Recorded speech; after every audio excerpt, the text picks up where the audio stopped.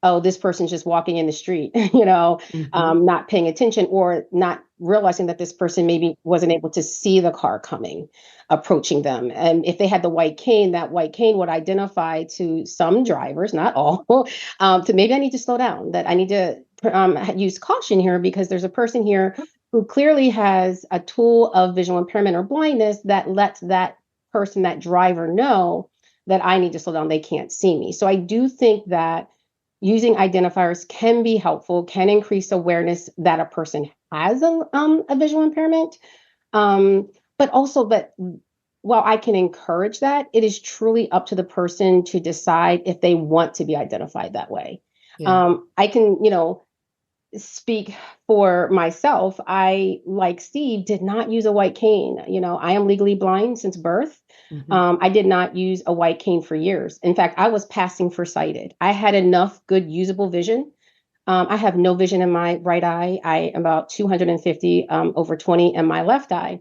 And so I had enough good usable vision to kind of fake it, right? Yeah. Even though, except for when I read. If I read, you would know, I'm visually impaired, or I just need some really good, strong glasses, like my other peers have said. But people couldn't be able to tell that I was visually impaired. And then I started having issues with traveling as I traveled throughout the city on subways and things and tripping and not seeing seeing all the obstacles. And I later decided I would use my cane only in unfamiliar places because to me, the cane was an indicator of blindness and I didn't want to be identified as blind. I was talking with a friend the other day. He lives in New York City, and the identifier of the cane, so many crazy things have gone on with people running into somebody else. If you're walking down the street in New York and somebody bumps into you, or you bump into someone, you bump into the wrong person, the guy pulls out a screwdriver, a box cutter, whatever. It's too late to go for your back pocket to reach out. Hey, look, I have this cane. I'm sorry, I didn't see you. It's too late. It is something that, to let other folks know. It may also make you a target for that same guy who may want to steal your phone or whatever it might be. But I think it's definitely something that you should have. If you've got an issue, it could cause you more trouble not using the white cane.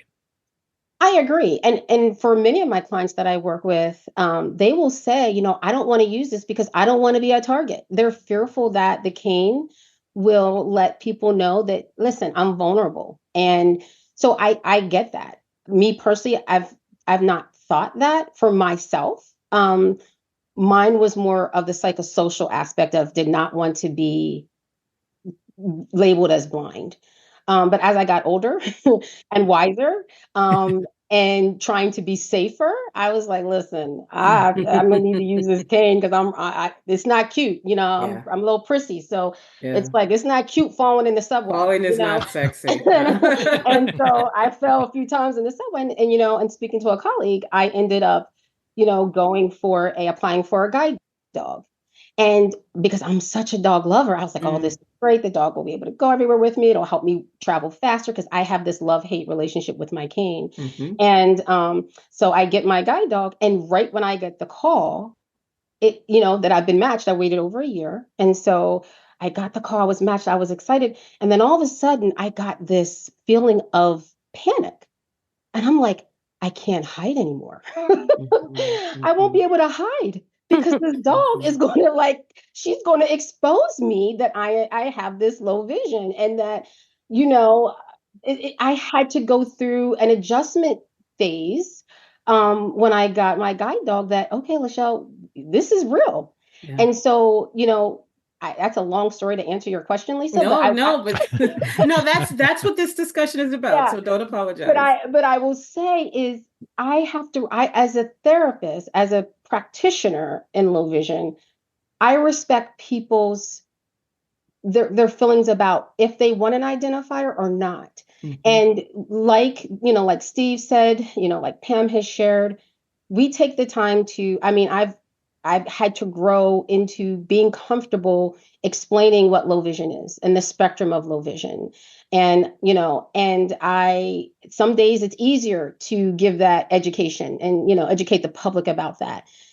increases awareness so that they're aware for the next person that they might run into. But sometimes it's not convenient and it gets frustrating. So it's literally up to the person if they are comfortable doing that. And I just think the more we can educate people about what low vision is, it improves the community that we are welcomed into. Because if they don't know, awareness is about making somebody aware and making information known. And the more that people know about low vision, the more they're able to recognize that someone might have low vision and be able to provide or refer them to services, the practitioners that help them cope and adjust to their vision impairment, whether it's acquired later in life, midlife, or it's congenital. They were born with it. Your dog exposes you to every human on the planet Oh my except for gosh. Lyft drivers and Uber Exactly. drivers. They assume you're just taking your pet Amen for to that. a Yes, spin. I've been denied, yeah, many times. I'm left on the corner many times. Yes. I'm glad you guys are just really helping me just segue into next questions. Both of you are trained specialists. I'm using a very generic term because I don't want to mess your titles up. Let's talk now about what it means to be a vision therapist, and especially in this low vision field. Um, what's the education, the degree, and what does that lead, what career path does that lead you to? And then we can talk about how that benefits someone like me or like Pam that needs a professional like you. And Lachelle, why don't you start us off? And you know what? I'm so glad too that both of you are low vision yourselves. So you don't leave your job. When you leave Salis, you don't go into a whole nother world, and neither do you, Steve. So that I would imagine is a plus. But Lachelle, talk about the training that you went through and what that career path looks like. Absolutely. So our title, both Steve and I are both certified vision rehabilitation therapists because there is a profession called vision therapists, and they're Yes. more neurological. We are more as a vision rehabilitation therapist. We educate and instruct individuals who are visually impaired how to perform their daily living skills. So the use of adaptations, whether that is information, specialized techniques, specialized devices, assistive technology. So that's kind of what a certified vision rehabilitation therapist is in like one sentence, because it's like we cover 17 knowledge areas in our role. So Wow. what I like to, say about VRT is that, or vision rehabilitation therapist or rehabilitation teacher, what we've also been known as, is I liken us to the general practitioner of blind and vision rehabilitation. We cover everything. We teach adaptive life skills. And so that touches every aspect of daily living. And so that's what we do. And if you want to become a certified vision rehabilitation therapist, the training involves, at this time, it's mostly graduate level education. I think there is one university, Northern Illinois University, that does offer an undergraduate program. But the other four programs, I should say, in the United States that offers vision rehabilitation therapy is a graduate level program. And different schools have different lengths and different structures of programs, but you will be learning the specialized information related to blindness and low vision and how that impacts a person's functioning, their movement in spaces. You're taught how to assess and provide interventions for those with low vision. One thing that the VRT does, which is the special area of a vision rehab therapist, is we teach not only low vision skills, which is maximizing somebody's usable vision through the use of optical aids, like we talked about before, which is like the magnifiers, the screen readers, the screen magnifiers, or non-optical, which is lighting and contrast and and using other devices like reading stands and lap desks and things of that nature. We also teach non-visual skills, so techniques to perform every activity of daily living non-visually for those who have no usable vision. So whether you have vision or not, a vision rehab therapist can teach you how to perform, your life skills. And so the training, like I said, is it could be, I won't say the length. I know that I can speak for my own program, which is SALIS, but there are, 4 other programs in the US. Um, it is very heavy in, at least the SALIS program I know is very heavy in teaching low vision. It has a very strong base. We teach neurological ophthalmology, eye anatomy. So they have to really know, the anatomy of the eye and all of the diseases, the eye and ocular diseases that impact vision. And then we teach about, the adjustment process. How does somebody adjust to their visual impairment? What are the tools and techniques, a specialist can use to help somebody cope and adjust? And we teach the laws, the legislation that govern services to those who are visually impaired, as well as, the different consumer groups and other organizations that support not only the stakeholders of the consumer who's vision impaired, but also the professional. And so, I mean, there's so much more. So I don't want to speak all the time. So I'm going to pass it over to Steve. Steve, what sort of training, teaching, is it similar to what Lachelle just shared? Oh, yeah, for sure. Yeah, and I loved her term of about the general practitioner, because I really think that that's kind of the best way to look at the certified vision rehabilitation therapist is in some ways we're a highly specialized generalist. Yeah. So if it comes to blindness or low vision or something like that, we're quite knowledgeable and can provide advocacy, and also the adjustment process, I think, is often just huge. Mm-hmm. And I think that that's just one of those areas where we really excel. And I don't know the numbers, Lachelle, maybe you do, but there are a lot of vision rehab therapists who are low vision, who have low vision or blindness themselves. And I think that is often just so key. I mean, I often say that this career or profession reached out and found me, because it really wasn't until I was exposed to a vision rehab therapist myself, rehab counselor, and some of the other folks that you would find in blindness services, that I even realized that this was a profession. And once I saw it, it was like, oh wow, there are a lot of people around here who have low vision, that know what they're talking about, are highly educated, blah blah blah. And that's the sort of, I think that it made a huge impact on me as a consumer with low vision prior to getting into the field myself. And I think that that's just another real positive side of the profession, is the number of people um, who have partial sight themselves. So this is where someone would start. Someone would start with a low vision sort of assessment to see what devices they could use in the meantime. And then, of course, if the vision progresses, I guess that's another scenario. But you guys are where someone would start. Am I correct? The key thing is actually finding us. And this is like one of my little Achilles heels.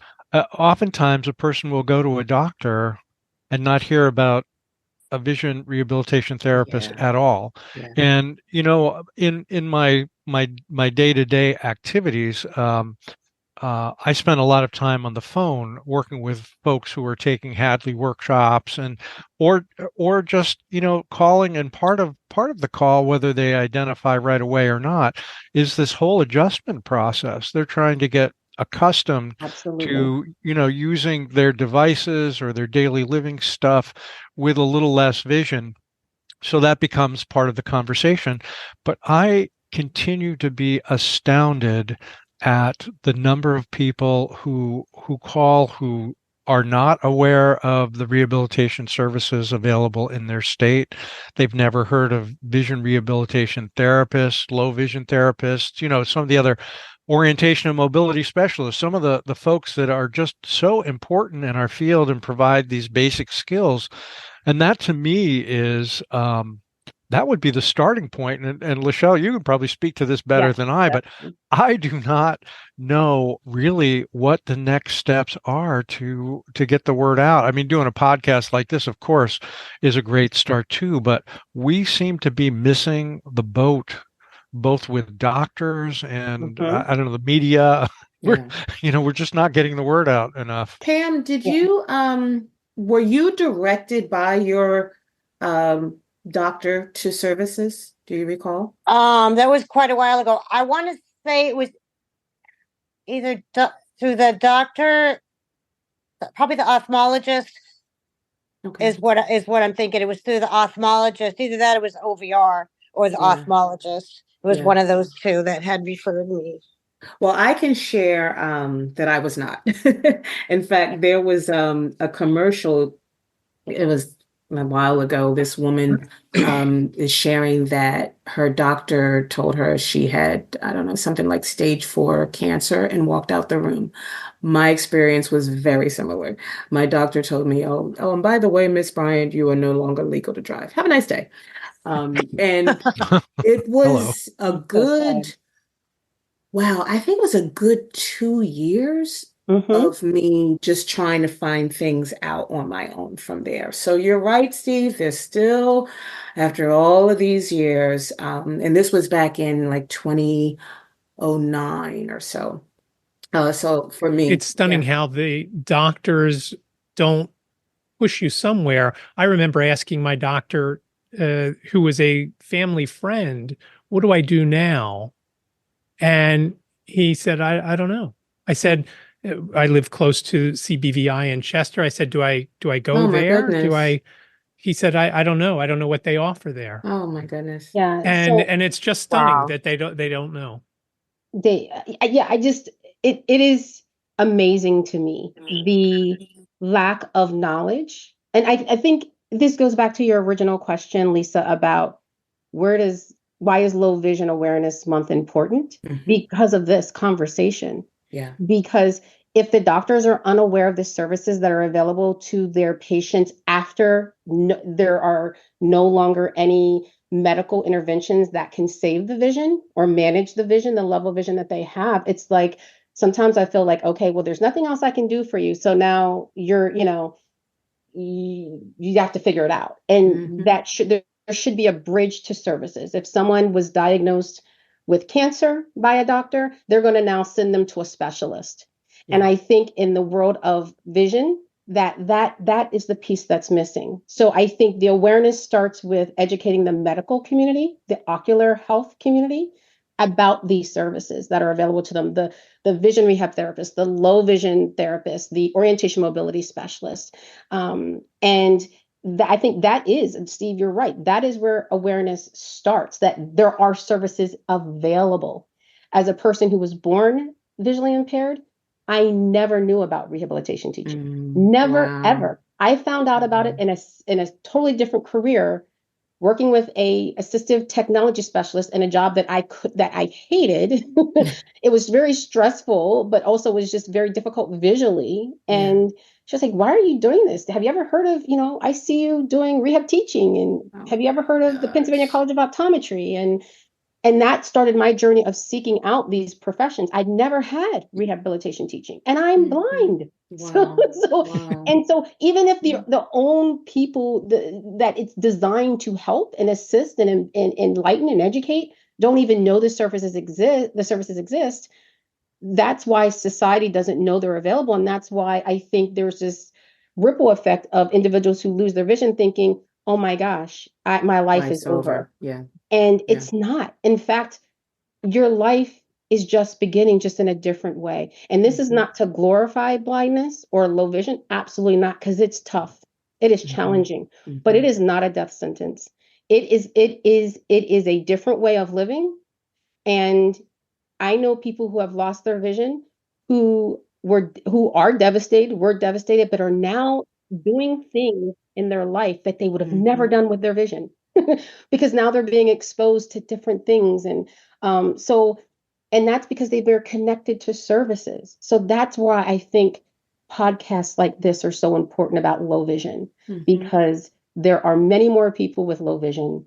and that whether they identify that way or not, and they just need someone to say, hey, did you think of this? If you're having trouble seeing, not even use the word low vision or blindness, because that has a psychological component to it. But if you're having trouble seeing and performing tasks because your vision is changing or different, reach out to these professionals. They can provide information and techniques and tips and equipment that can help you perform and do the things that you love to do. And speaking of that, Pam again is our poster child here of how you can do it. You can succeed. So Pam, talk about what you needed to do. And I know your business model has changed. You're doing something a little different than just the concession stand. You could tell us about that. But what did you need? How did you get trained? What tools are you using that are helping you do your job with, considering your visual impairment? Well, first, I want to make a comment on how important I feel the carrying of the white cane is, due to, I used to be one of the people that was kind of thinking I was going to be a target. And no, then one day my daughter said to me, Mom, can you please start carrying your cane? Because when we're out shopping, I bump into people or I cut people off and they're making faces. And she said, Mom, I'm not fighting. And this is in Philly, so there may be a chance of fighting. So ever since then, I started and I never looked back. I am out there with that cane. I will be out just doing things and people see. And I love to hear. I've had a mom pointing out, look, the child asked, what's that? That's a white cane. She has trouble seeing. And I'm just like, yes, and so just you've embraced out. those teachable moments. Oh, I love it. I mean, I will be out and some people be surprised. They come up to me, wow, you're out. And I'm out and about. Is there, what do you mean? Yeah. They go, I know someone who's blind. They just sit home. I said, well, drag them with you next time. I said, don't let them stay home. It's like I don't understand. Like you got to, and I do anything and everything. It ain't stopping me. Yeah. And, I do have some sight, but that cane, man, that comes in handy. And you can have them stylish. I got a pink handle. I got a green handle. I love it. You can bring some glam to it, huh? That's right. You can coordinate with your outfit. So, but going into the business enterprise program, anything you do in this world, you got to fight to get into and to do. Yeah. And just the technology is growing with what we can use to help with the business. Example, the kiosk right now, it's accessible on the back end. The front end, I have to climb on top with my magnifier, but it still works. There's technology coming out, as we speak about better technology for us, for the kiosk. The self-checkout kiosk is what I'm talking about at my micro market. And there's times I use my iPhone because I use the magnification on it, or Be My Eyes has been helpful as well with that new what is that new thing where it's Be My AI. Yeah, there we go. Yeah. AI, that's right.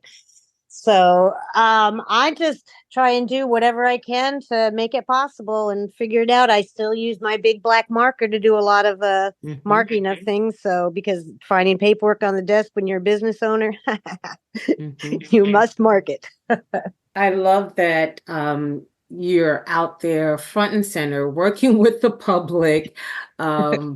Undeterred. I mean, I think that is probably the most inspiring moment of this conversation is that, it's like you said, Pam, anything you really want to succeed in, you're going to have some little bumps and challenges.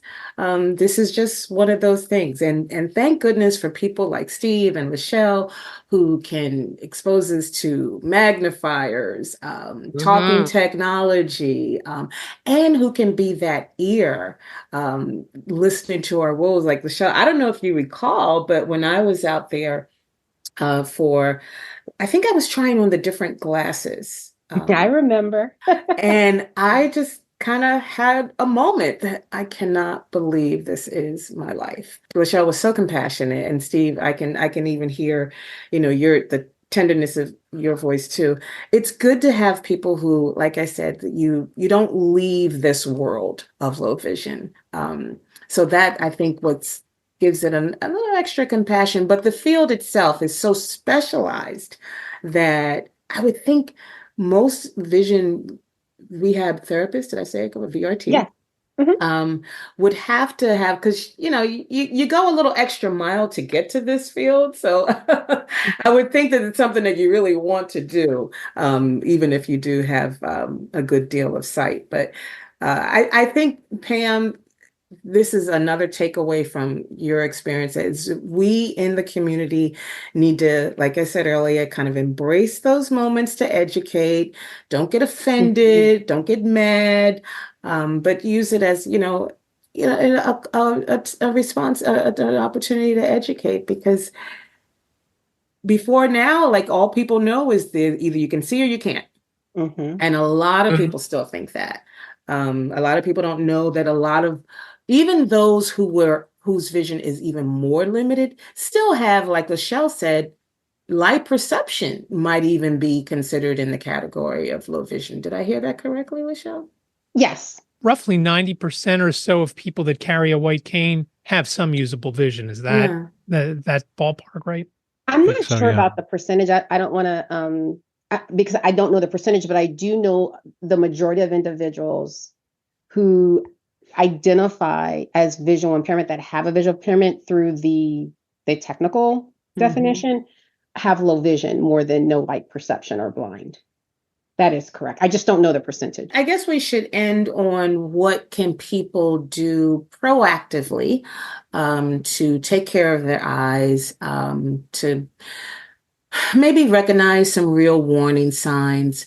Lachelle and Steve, I guess you can speak to it from the professional slash medical perspective. And then Pam, I would love for you to kind of give a encouraging word as well. So Lachelle, why don't you start us off? I think one of the first things I would probably share with somebody is, like, if there is a genetic, ocular condition in their family, such as glaucoma, macular degeneration, any retinal disease type of, like, retinitis pigmentosa, that if they know that a family member has that, that they were therefore go make sure they're getting their yearly, eye exams. I think eye health is so important. So going to the eye doctor just for your routine, eye exams will alert, the medical professional if there is something present that could lead to an ocular disease. I think that's the first step is getting your routine eye care.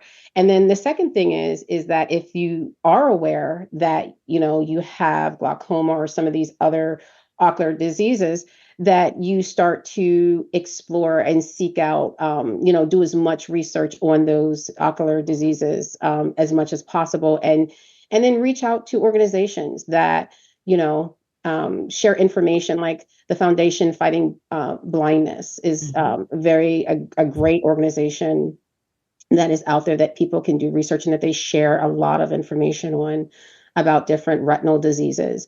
I also think that if they have been diagnosed by a doctor of having an ocular disease, that they are aware that there are services through the Office of Vocational Rehabilitation, which is in the Philadelphia area. It's the Bureau of Blindness and Visual Services. There is an Office of Vocational Rehabilitation in every state. So that is the place where that organization will connect that person to the different professionals, like the vision rehab therapist, the orientation mobility specialist, the low vision therapist, and the assistive technology specialist. They will connect that individual to those services. And so that would be like the starting point of, if you've gotten a diagnosis for a visual impairment, that's where I would say start. Steve, you want to add to that? Yeah, I would just want to remind people that things have changed so much recently in the last, I don't know, 10, 20 years in terms of treatments for eye diseases like macular degeneration has dramatically Yeah. changed. Mhm. And, Yeah. and so there are treatments out there that are able to stabilize. And I would just encourage people to, to follow through as much as possible. And the other thing is that I think oftentimes um, vision impairment gets lumped in with blindness, and unfortunately, I think we all, or many of us, I should say, have you know a certain idea of blindness and a fear of blindness.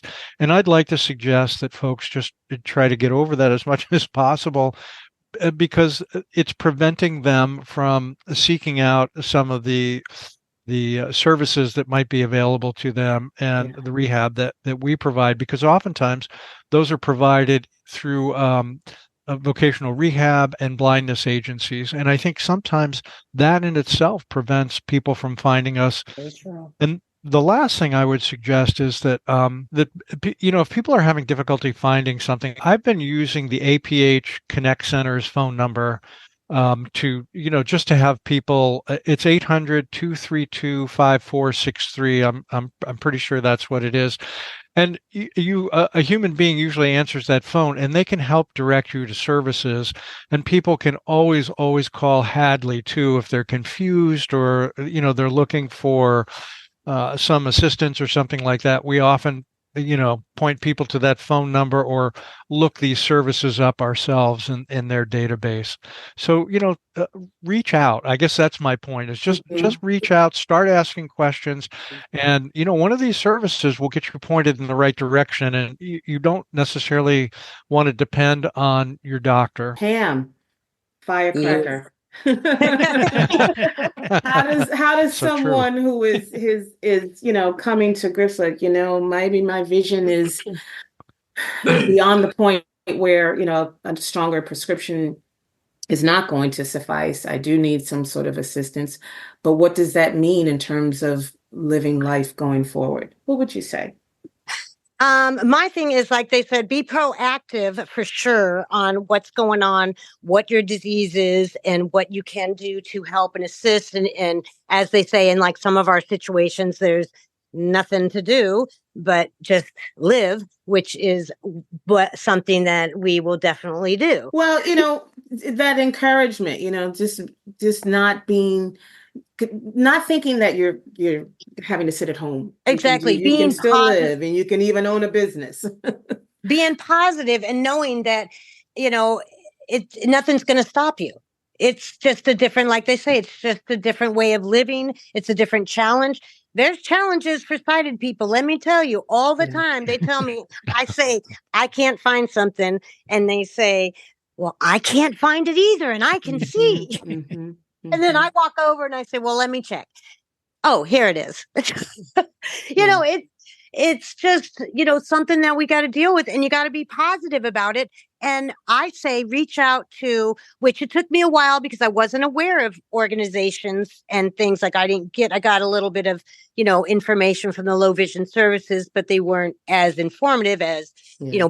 back in the day. So when I finally reached out and I got into the NFB, I had support and I Mhm, built my confidence.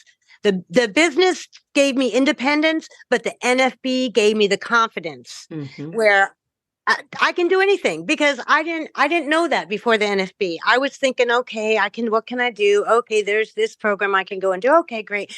But it's really whatever. It doesn't have to be a blind program. You can do anything. So it's just, and to have the support and know that other people are out there and we all connect and we have this similar stories.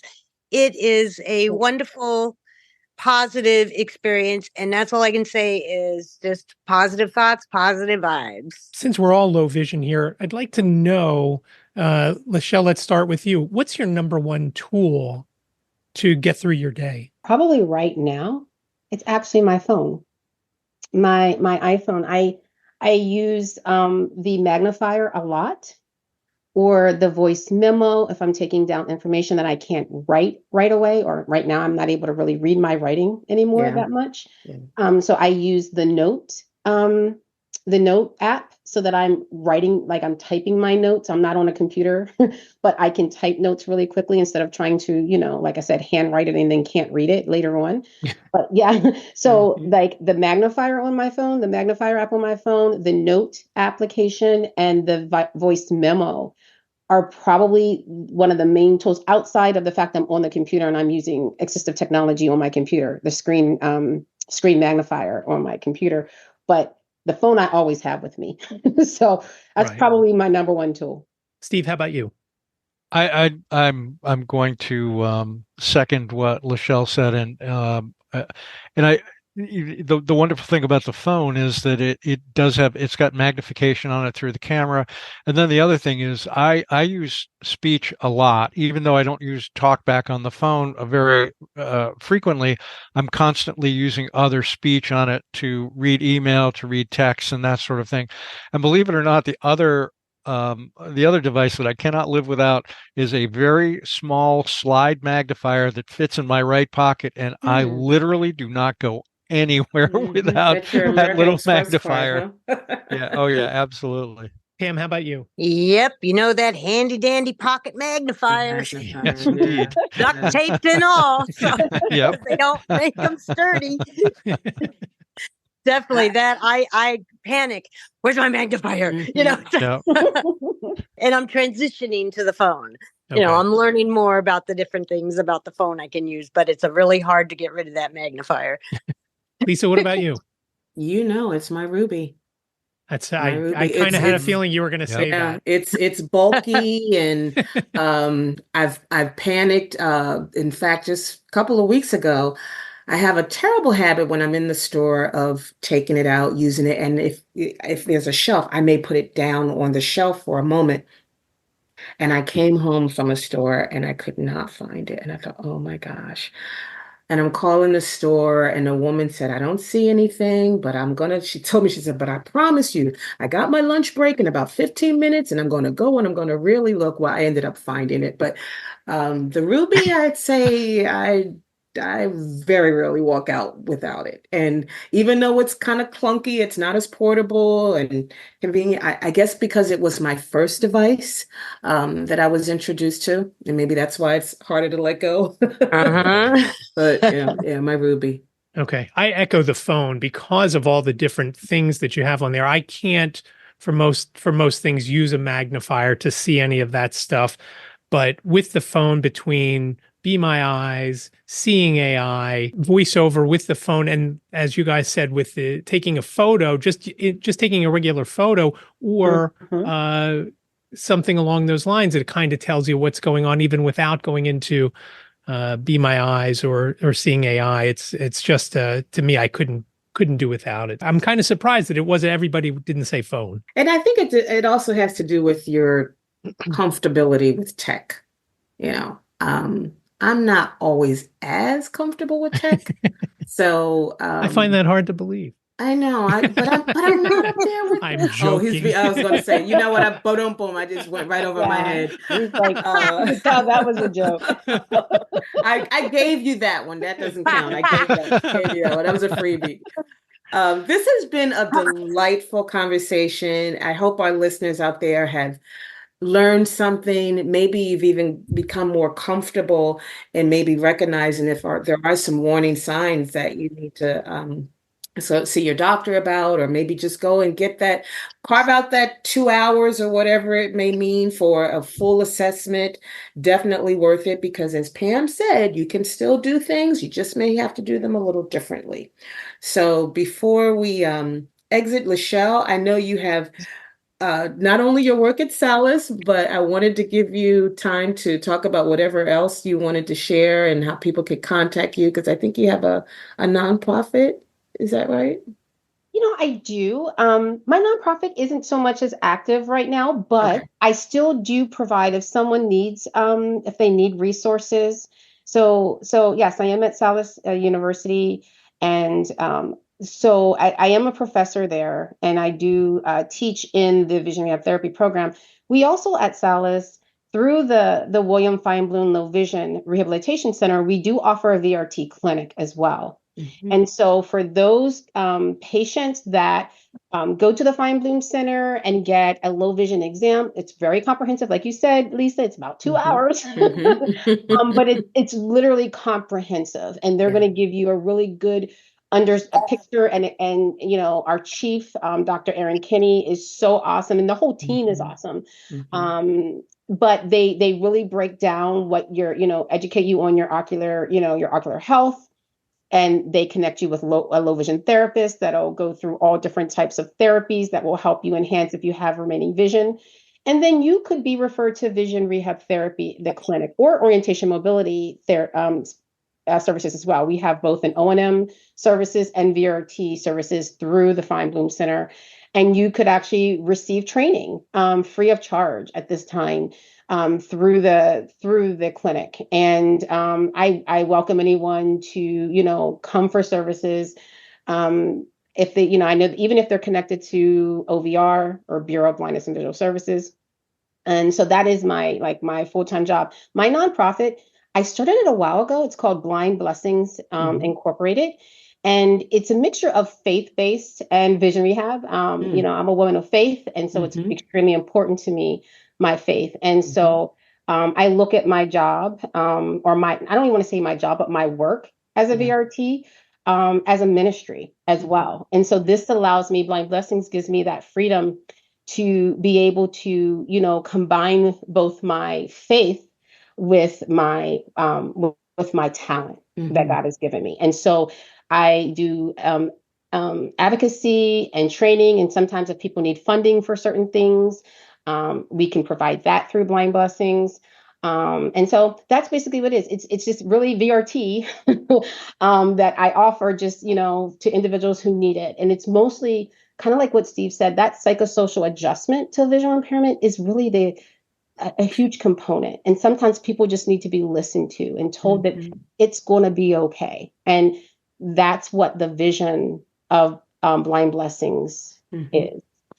So how can people contact you? Should they contact you through Salus, through your nonprofit, or through your private services? How can people connect with you? So people can connect with me if it is Salus related, like comprehensive low vision or vision rehab therapy. I would say through Salus. My email address is L as in Lachelle, A Smith, SMITH at Salus, SALUS.edu. My phone number is my cell number. It's my personal cell. It's 215-266-5020. Steve, you've been at Hadley how long? It's going to be 5 years this year. Yeah. Wow. I know. How can people contact you if they have questions? I noticed that there was a recent podcast Hadley put out, and I would encourage people to listen to it. It's only about maybe 25 minutes.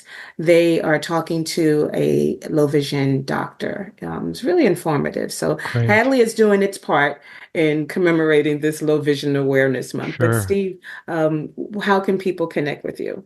Yeah, the best way is to email me, and that's Stephen K, STEVENK at hadleyhelps.org.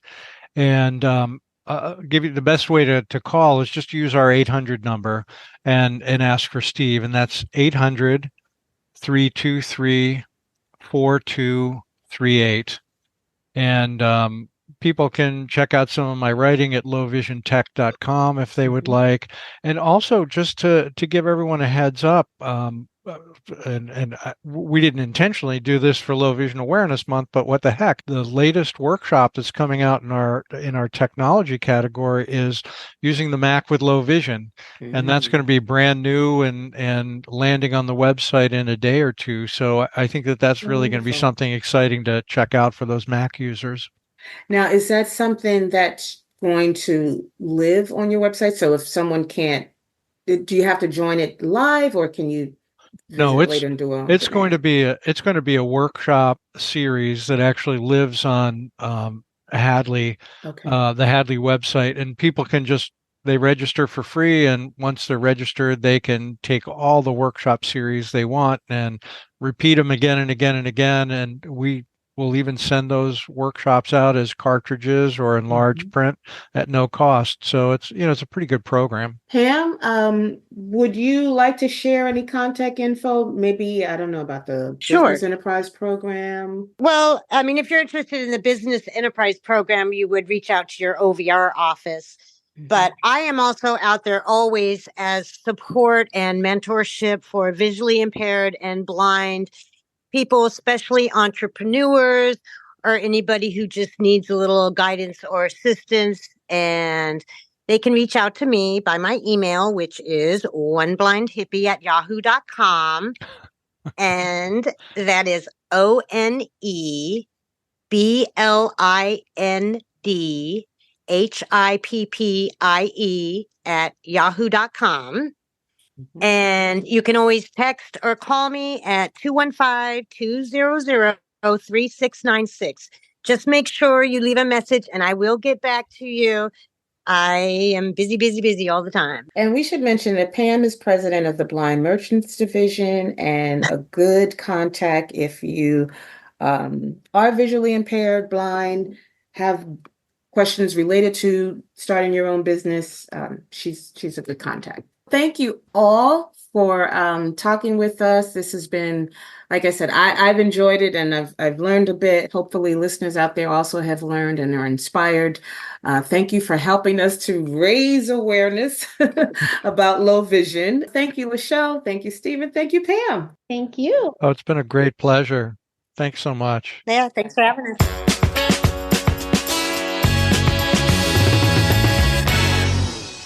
Thanks to Lachelle, Steve, and Pam for stopping by and telling us about both training for low vision and, in Pam's case, how she does her day-to-day in the BEP program with low vision. I thought this was a really great conversation.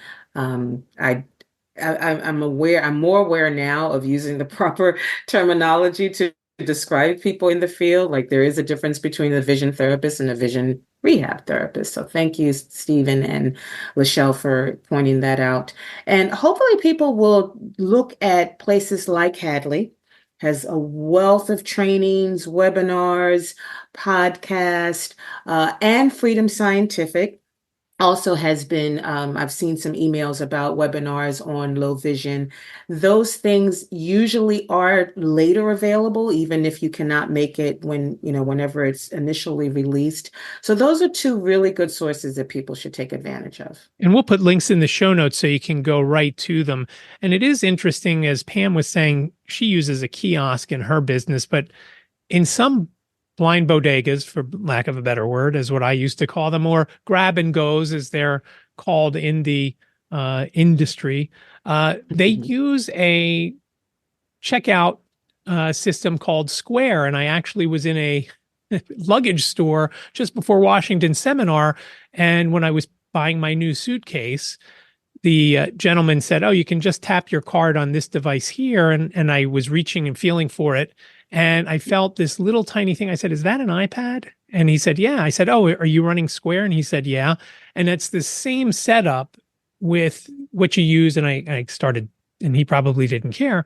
I started telling him that's what we use for, it's very accessible for folks who are blind and visually impaired to operate that device because of the speech using voiceover and things like that. So it's very interesting that that is not just a low vision or no vision device used in the BEP. Every business is using something along those lines. And I thought that was very cool. We are always here for your comments.